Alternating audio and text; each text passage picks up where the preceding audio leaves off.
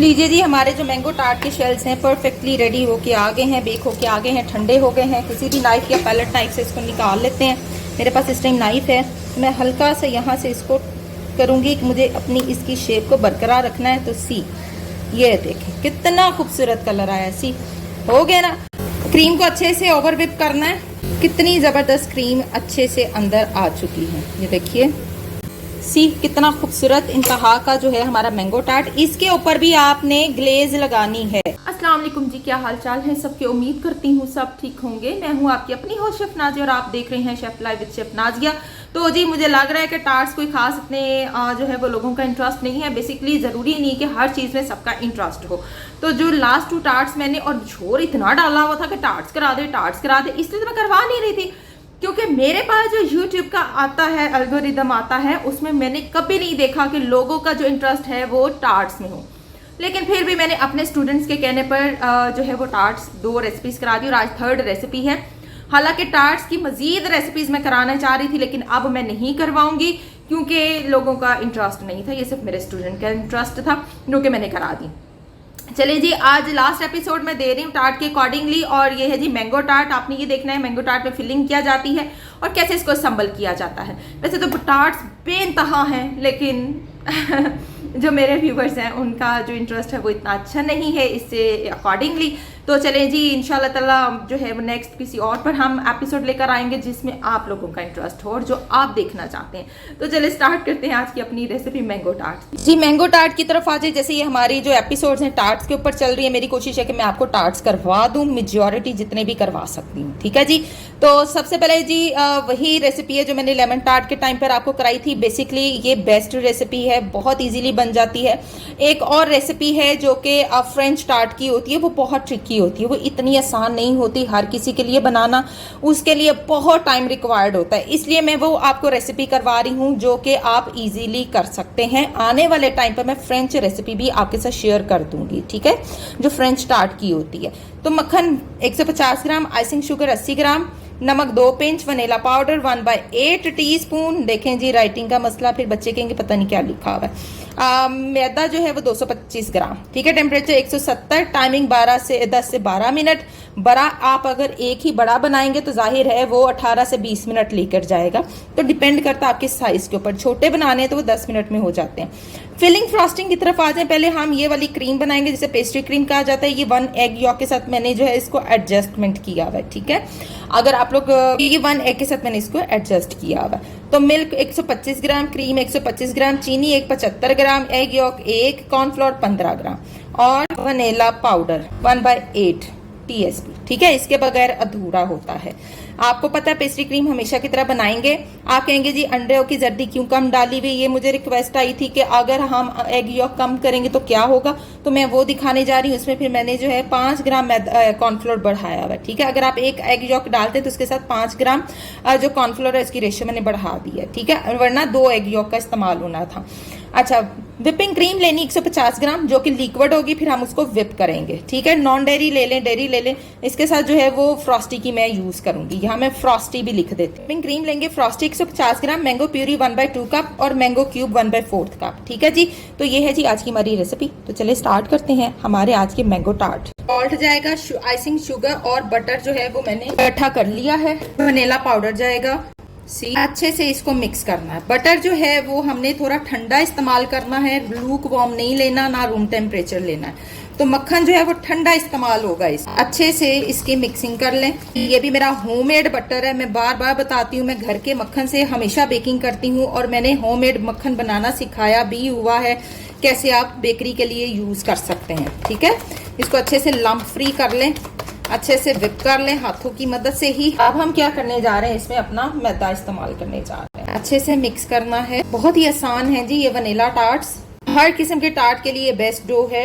चलें जी, अब हम स्लैब पे डालेंगे और थोड़ा इसको मसलेंगे, ठीक है जी। ये देखें, ऐसे करके जब मसलेंगे ना तो फिर ये खूबसूरती इसमें आएगी। जबरदस्त हमारी डो रेडी हो भी गई। क्विकली ये रेडी होती है, क्विकली। थोड़ी देर इसको फ्रीजर में रखें, ठंडी होगी तो फिर हम इसको आप बेल भी सकते हैं या आप डायरेक्ट कर सकते हैं, जैसे मैंने आपको लास्ट टाइम वो चॉकलेट वाले भी कराए थे और जैसे मैंने आपको लेमन वाले करवाए थे, ठीक है जी। तो अभी हम इसको थोड़ी देर फ्रिज में रख। थोड़ा सा मैंने डो को ठंडा कर लिया है, ठीक है। जैसे मैंने बताया 55 ग्राम या 50 ग्राम इसमें इजीली आ जाता है, ठीक है। ये देखें, मैंने तरीका आपको बताया हुआ है कि हम हमेशा इसी तरह बेकर्स करते हैं। हम वो काम नहीं करते कि जी इसको बेलें और करें। हमारे लिए ये बहुत आसान तरीका होता है अपनी डो को असेंबल करने का। ये देखिए, ठीक है, ये देखिए, ठीक है। दोबारा से आप चेक कर लें कि ये परफेक्ट है कि नहीं है, ठीक है। चाहे पहले रख लें, अब फिर जब आप गर्मी है, मैं क्या करूंगी, आप दोबारा से इसको करके ना मैंने दोबारा से फ्रीजर में रख देना ताकि ये चिल्ड हो जाए, अच्छे से चिल्ड हो जाए। अब इसको यूं आप पॉप कर दें, ठीक है। अब मैं इसको थोड़ी देर फ्रीजर में रखूंगी ताकि ये स्टेबल हो जाए मजीद। और ये वाली ट्रे का मैंने बताया हुआ है पहले, इसको भी मैं ऐसे ही असेंबल करूंगी। ये देखें, मैंने बॉल रखा, इसमें तकरीबन जो है वो 30 से 35 ग्राम आ जाता है। अगर आप ज्यादा भी करते हैं ना तो वो करते करते यूं इसके एज बनाते बनाते ना वो ऊपर आ जाता है। देखिए कितनी इजीली ऊपर आ गया, बजाय इसके कि आप लोग बेल के उसकी मत मारो और फिर वो परफेक्ट भी ना हो, ठीक है। वो बहुत मैस होता है। देखिए कितनी जल्दी काम हो गया। नीटनेस करनी है, ऐसे ऊपर से कर लें, तैयार हो गई है। बस इस तरीके से आपने इसको रेडी कर लेना है, इसको भी यूं पिक कर लेना है। चलें, ठीक हो गया जी। इसी तरह मैं ये ट्रे रेडी कर लेती हूँ। लीजिए जी, यहाँ पर जो है ये मेरे 11 बन गए हैं और 2 ये वाले निकल आए हैं, ठीक है जी। आप फ्रिज में रखेंगे आधा घंटा और उसके बाद हम बेक करेंगे 140 पे, जिनके फैन रॉड चलते हैं ऊपर नीचे से, बिल्ट इन ओवन कह ले, कन्वेक्शन ओवन कह ले, उन्होंने इसको बेक करना है 12 मिनट 10 मिनट, ठीक है जी। इस क्रस्ट को ज्यादा रेड नहीं किया जाता। फिर वही बात, क्रस्ट को रेड नहीं करना, पिंक नहीं करना, हमने सिर्फ चेक करना है कि ये हो गया तो हमने इसको बाहर निकाल देना है। वो तरीका बताऊंगी। जिनके रॉड चलते, ऊपर वाला रॉड नहीं चलाना, नीचे वाले रॉड पे बेक करना है, उन्होंने भी 10-12 मिनट 160 165 पे, हो सकता है 160 165 उनका जो अवन है वो तेज हो। वो पहले चेक कर लें क्योंकि बेकिंग तो कर रहे हैं सारे बच्चे, और अगर आपको लगता है कि नहीं वो तेज है तो फिर आप इसको कम कर देंगे, ठीक है जी। तो चलें जी, अभी आधा घंटा रखते हैं और आधे घंटे के बाद मैंने इसको अवन में रख दिया। ले जी, अपने जो है मैंगो टार्ट के जो शेल्स हैं इनको चेक कर लेते हैं क्या सीन है। ये बाहर निकालते हुए मुझसे हो गई जी मिस्टेक, ओ लग गया उसके ऊपर। अच्छा जी, जैसे मैंने लेमन टार्ट का और चॉकलेट टार्ट का आपको बताया हुआ है कि इन शेल्स को बिठाना होता है, ठीक है।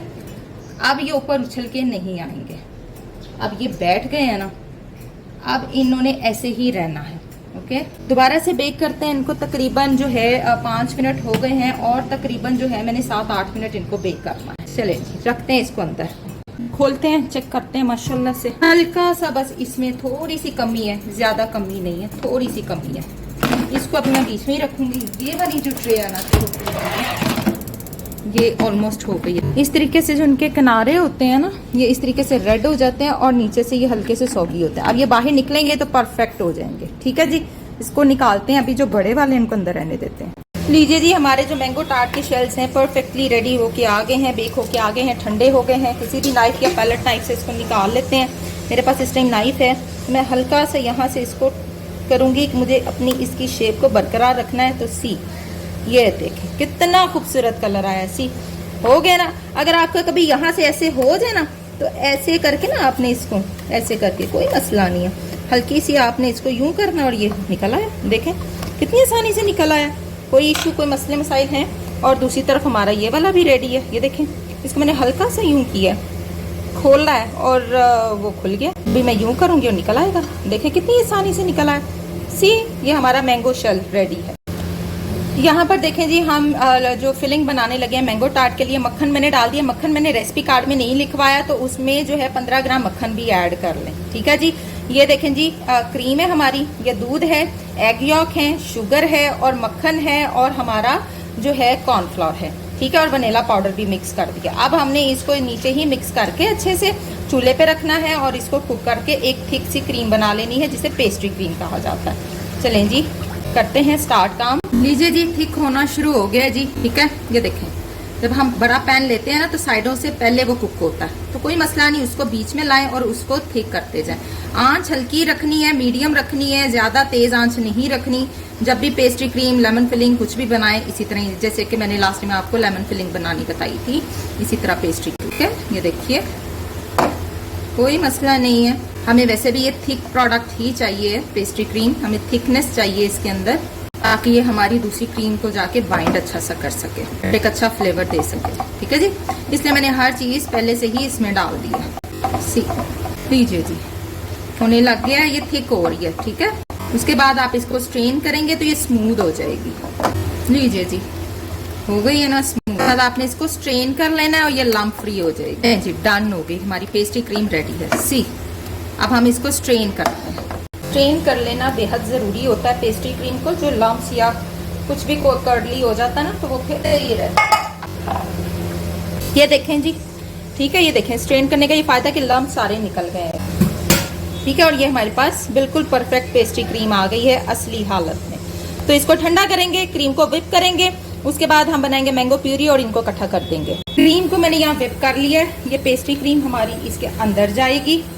ठीक है, इसके साथ हमारी मैंगो प्यूरी जितनी मैंने आपको लिखवाई हुई है उतनी जाएगी। ओके जी, अब हम इसको अच्छे से मिक्स करेंगे इन तीनों चीज़ों को, और ये हमारी जो है जी फिलिंग तैयार हो गई है। क्रीम को अच्छे से ओवर विप करना है। लीजिए जी, सी हमारा जो है ये फिलिंग परफेक्टली रेडी है। बहुत मज़ेदार हमारे मैंगो टार्ट्स बनने जा रहे हैं। चलें जी, अब हम अपने जो है टार्ट्स को फिल करते हैं, मैंगो के साथ कवर करते हैं। चलें जी, फिलिंग करेंगे।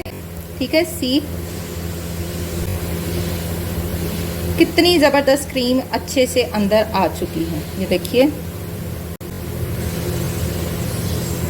ठीक है, बाकियों के साथ भी यूं कर लेंगे जो हमारे ट्रे में पड़े हैं। याद होगा आपको मैंने मैंगो केक कराया था, वैसा ही हमने इसका फ्लावर बनाना है और एक खूबसूरत लुक दे देनी है। जो बड़े वाले को है ना, देखिए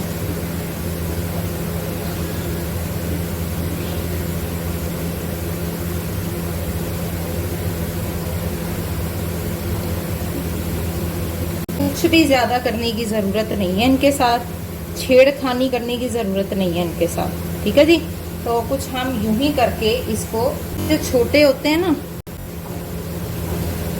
ठीक हो गया जी। तो लीजिए जी, ये है आज के हमारे मैंगो टार्ट्स। कुछ भी एक्स्ट्रा नहीं करेंगे हम, सिर्फ इसको यूं साइड पे रख देंगे। अच्छा जी, यहाँ जो है ये मेरे पास क्रीम बच गई है। अब मैं नेक्स्ट एपिसोड में इस बची हुई क्रीम का इस्तेमाल आपको बताऊंगी और दिखाऊंगी कि इस बची हुई क्रीम को आप कैसे इस्तेमाल कर सकते हैं। बिल्कुल वेस्ट नहीं होती। मेरे पास क्वेश्चन आते हैं, हमारी चीज़ें बच जाती हैं, हम उनको किस तरह से इस्तेमाल करें।